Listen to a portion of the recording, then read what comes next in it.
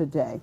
When we have situations, we have an entity, for example, like a Saudi Arabia that we talked about, and they say that they're the keepers of the holy places in Islam. However, their actions show something totally different. So we're talking here about the difference between what is being said and what is being acted upon, between nifaq, hypocrisy, and belief. So let's pick up with that what we were talking about, and basically responsibilities towards that. So in the previous session, we discussed that Karbala never be limited in the day of Ashura, and also Ashura would not be limited in the land of Karbala. It has a very history from beginning of the humanity, and it continues until the end of the humanity.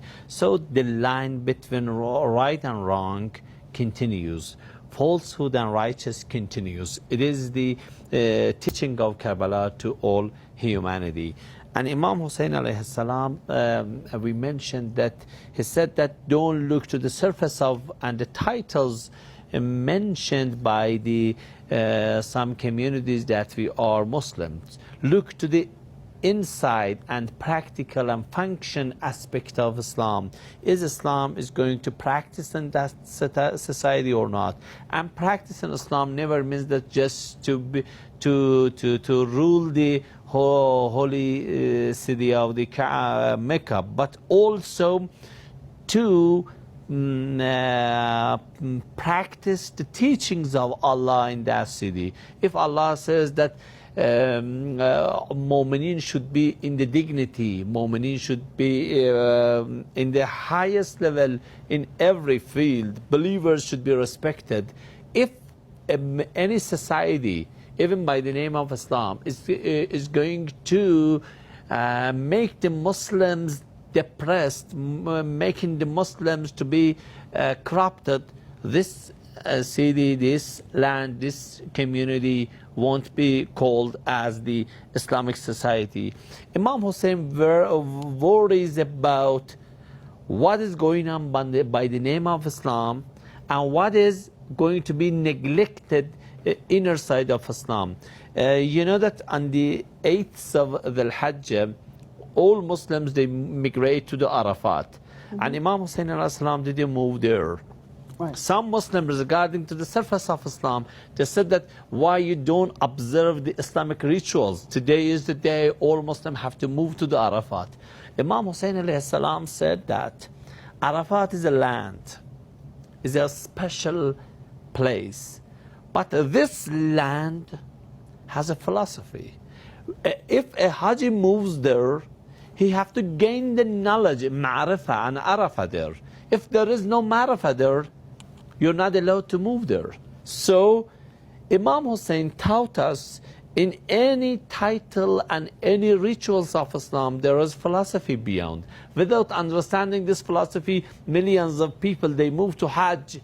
You know that after being Hajj, we have to be full of knowledge regarding to the Islam. When you move to the Ma'rifah, Arafat, you have to gain Ma'rifah and knowledge. But Imam said that without caring about the inner side of Islam, you move there, and instead of getting knowledge, you will get ignorance. What is going on today is that Muslims, maybe they perform Hajj, and some of the Islamic governors want a Muslim to make Hajj, but don't care about the inner side of the Hajj. We have very great teaching in the Hajj. The Hajj says that Muslims should be united. Muslims should care about their needs. Manafu'un linnas. They have to care about the old humanity interest. When in the Hajj, just some governments think about how we can get money from the Muslims and to let's say to get more dollars to pay it, to buy the guns and weapons to kill another Muslims in Yemen. How you can call them the Muslim communities?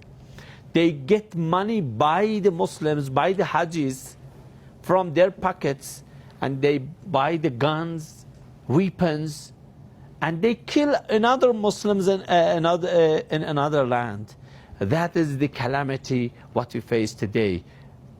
To be very honest, today we are facing another aspect of Karbala, and humanity. Those who concerns about Karbala, they have to be more careful about their responsibilities today. Speaking of responsibilities, when we look at the current situation, we see, for example, what is happening in Palestine. And it has been one tragedy after another. Now we've reached a point that a Muslim nation now is saying they recognize Israel, even though all Muslims should know and must know the story of Palestine and how that land was usurped and how the Zionists went in and killed people and displaced them, and how millions of Palestinians today are not on their land, and those who are oppressed. How did we get here? That a Muslim nation then actually sides with one of the main enemies against Islam. And we see, for example, the UAE, that it says, we recognize Israel. It shows that today, if there wasn't Karbala, if there wasn't Imam Hussein alayhi salam, if there wasn't such a teaching, every land is Karbala and every day is Ashura, maybe some people by the name of Islam, they could do so. And they could say that, yes, we are Islamic society. And some of the so-called Islamic scholars, they could issue the fatwa based on the favor of this kind of rulers. But Karbala teaches us it is very important to know your responsibility. Don't be negligent of the. Don't be careless regarding to the titles. Sometimes the enemy deviates you by the titles. These governments, by the name of Islam, they do many things. But in fact, they don't care about the Islamic community's interest. What is going on today, they shake their hand with Israel by the Zionism. But all Muslim knows about this issue. But problem is that today, we need Imam Hussein's teaching. If there is oppressed, you're not allowed to be silent. You're not allowed to, for the sake of your interest, to be silent. There is a very nice story regarding to the Karbala. One person came to Imam Hussein alayhi salam and said that, oh Hussein, I have very good camel and horse. I'll give it to you. I'll gift it to you. Maybe in the battlefield you can escape from battlefield by this horse. But for the sake of myself, I'm not able to join you. Imam Hussein alayhi salam said that it is not the way of being Muslim. If you want to be Muslim, you have to proclaim supporting the son of the Prophet Muhammad sallallahu alaihi wasallam. So, to be silent for the sake of our interest, so that I think I'm more regret from some societies that they become silent regarding to these issues. Where are Isn't that basically going back to that fear of the repercussions, that fear of an oppressor, instead of understanding that if we don't abide by what we should be doing, we have a very big price to pay. So we see this throughout the Muslim world right now. We see this fear, and we see the oppressors actually trying to enhance that fear, that basically Muslims don't react. They don't react to protect each other. They don't stand up for oppression. They want more and more for people to feel, well, what can I do? Look, regarding to the fear, I think the more important point is that they only care about their interests. When I think about my own interest, my society thinks about its own interest. we can't care about the humanity. What made Imam Hussein alayhi salam more significant in the history is that Imam Hussein alayhi salam didn't care about his own interest. He lost his life, but for the sake of the humanity. One important point. So, how to know our responsibility here, you had in previous question, is that we have to think about humanity and Allah, not about our own interest. Zainab Salamullah alayha, I think it was exactly tonight. Zainab Salamullah alayha says that at the midnight of the Ashura, I was looking to Imam Hussein alayhi salam. I couldn't find him. I called Hussein, my brother, where are you?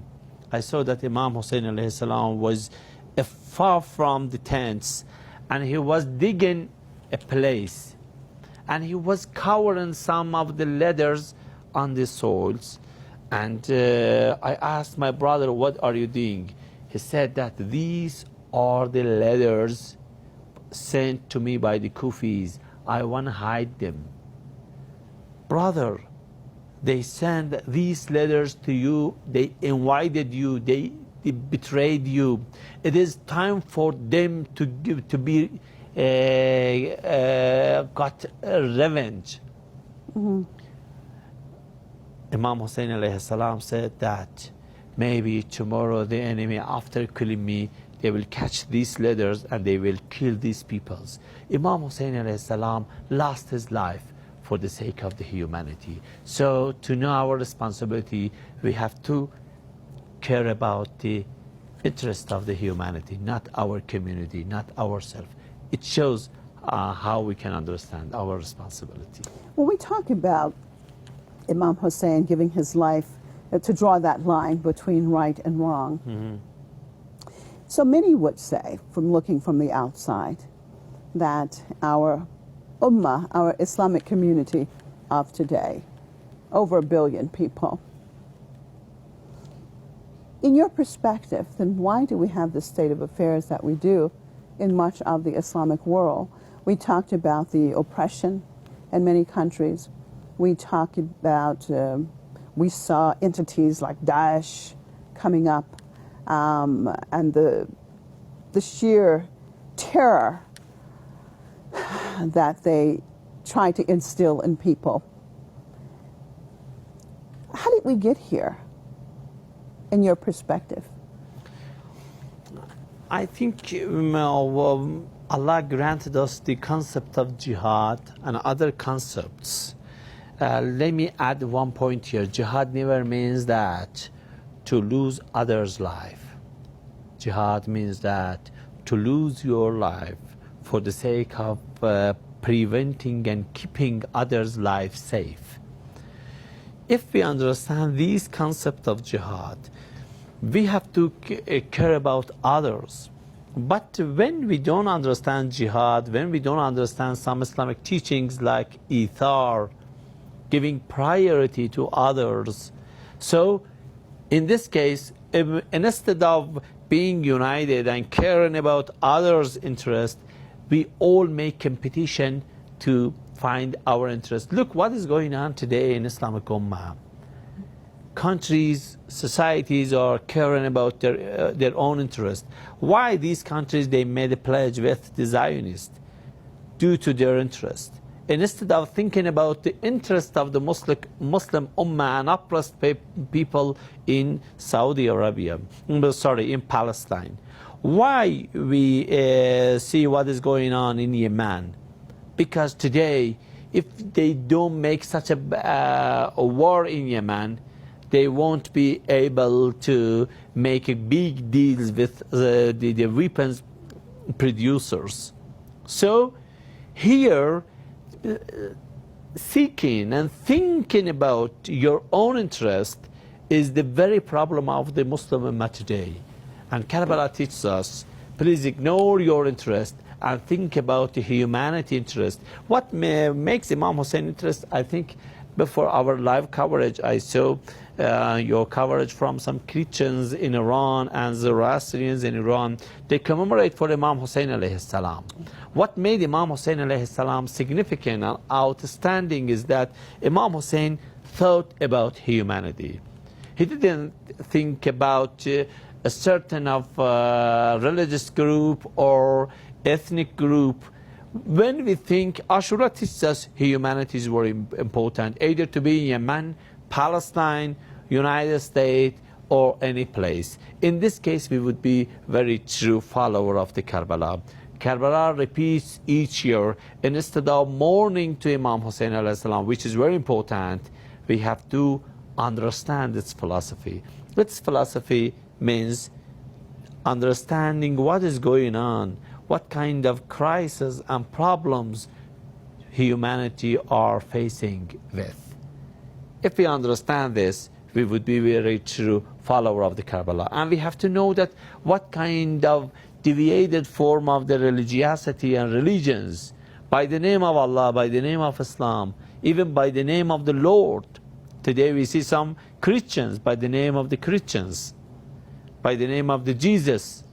They are making big corruption in the humanity. So it comes to a point that one of the main reasons that this happened, or Imam Hussein did what he did on those plains almost 1400 years ago, was to make sure that you encourage good and you stand up and you forbid the wrong. When you're talking about what is happening in various Muslim countries and being able to differentiate is right as well, I want to talk about each and every one of us, our responsibility, that we speak out, that we encourage the good, and we have to speak out against the bad, against the wrong. I think today's problem is not the understanding of the good and the evil. Problem is that we are thinking about our interest, and we are not more brave. We're not speaking out. Yeah, we are not brave to speak out. Problem is here. Either to be individually or politically or socially. So Imam Hussein alayhi salam taught us that one of the duty of the Muslim, inside praying, fasting, reciting Quran, and so on, is to do al-amr bil-ma'ruf, enjoining people to the goodness. Wherever there is the goodness, you have to encourage humanity to do so. And wherever there is evil and prohibition, you have to prohibit the people from joining this. Today, many prohibition and evil action is going on today in the realm of global. But we see that some people are silent. Imam Hussein cries out loudly that it is not the way of Islam. Don't think that you are doing your job. It is very against of what Prophet taught us. So Imam Hussein taught us the very duty of the Muslim Ummah today, to be silent. There is very nice teaching by Imam Hussein alayhi salam. He said that some are with me, some are with Yazid, and some become silent. This third group, one of the great scholars says that to be Yazidi is a bit easy, to be Imam Hussein alayhi salam is clear, but these silent people is very hard. Today, what is going on is that some of Muslim Ummah, they want to be silent to keep their own interest. They don't proclaim their voices. They won't call out regarding to the humanity. It is not the way of Islam. And it is the philosophy and teaching of Islam, Karbala, teaches us that know your position. Wherever your voice is needed, please cry out because loudly. Basically you cannot be on both sides of the fence. Either you're for what is right, Yes. haqq, Yes. or you're for the opposite. When you are against. silent, it shows that you are in the position of the being against to the haq. It seems that you are silent. You see that I'm not in the both side. I'm in the third party. But actually, you're not in the third party. You are in the party of opposing to the haq. Sometimes we think that being silent makes you in the third party. No. You are exactly in the party opposing to the truth and haq. And speaking of haq, you're looking at these images from Kerman again, talking about individuals standing up for what is right. And of course, we know that martyr Lieutenant General Soleimani stood in that camp of what is right, of haq, and that he gave his life for what is right. When we talked about the prices that people have to pay, and sometimes people want to keep silent because of the price. So he gave his life, and others, they gave their lives in trying to defend the oppressed people, the oppressed people. That's why he was commemorated when his shahada took place. You know that regardless to the religiosity and ethnic divisions, many Sunnis, Iraqis, Lebanese, even in Europe, they made sympathy with to this great man. It shows that the one who stands with truth, he encouraged to the righteous, he would be encouraged for the humanity. Maybe his body is not there, but his voice is calling to the truth loudly. And I think that the terrorist entity, the United States, that actually, of course, assassinated Lieutenant General Soleimani, again, we were talking about these entities trying to instill fear, trying to make people fearful of standing up for what is right, fearful of even speaking the truth, saying you're going to have to pay a price. And I think that, again, we look at the ultimate freedom. I was talking earlier to one of my other guests, that the ultimate free person, as Imam Hussein said, to be free, if you're not a Muslim, but at least be free. Basically that I'm willing to give my life. I'm willing to give it all. There's nothing more that you can take away from me, but I'm willing to give that for the sake of truth. And someone like Lieutenant General Soleimani, of course, he epitomizes that. And then we have those others again, that camp that is even afraid of talking, that is even afraid of speaking out. We have this event I want to go back to because this is very, very current, of course, in dealing with the situation of Palestine. That after the Emirates, UAE, actually came out and supported, still there was silence from parts of the Muslim world. There were many, fortunately, that spoke up, but there were many others who remained silent in the face of this. And this is a major sin according to the perspective, the Islamic perspective of standing up for the oppressed.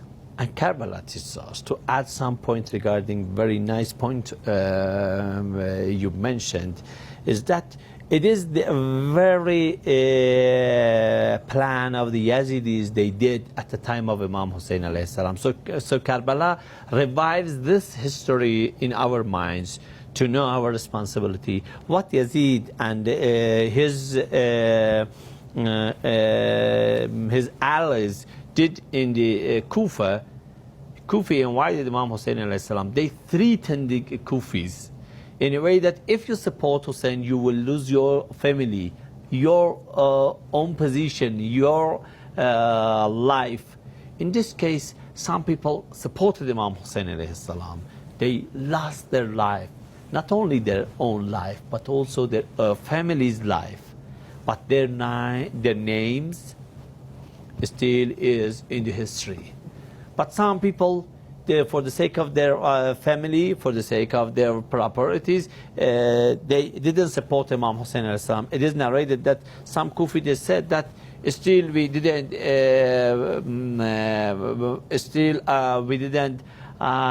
get our what we made in our gardens. We didn't get the fruits. Let's be patient. After that, we can do that. It shows that maybe they kept their properties, monies, foods, but they lost their reputation, and history today blames them. So one of the method of the enemy before and today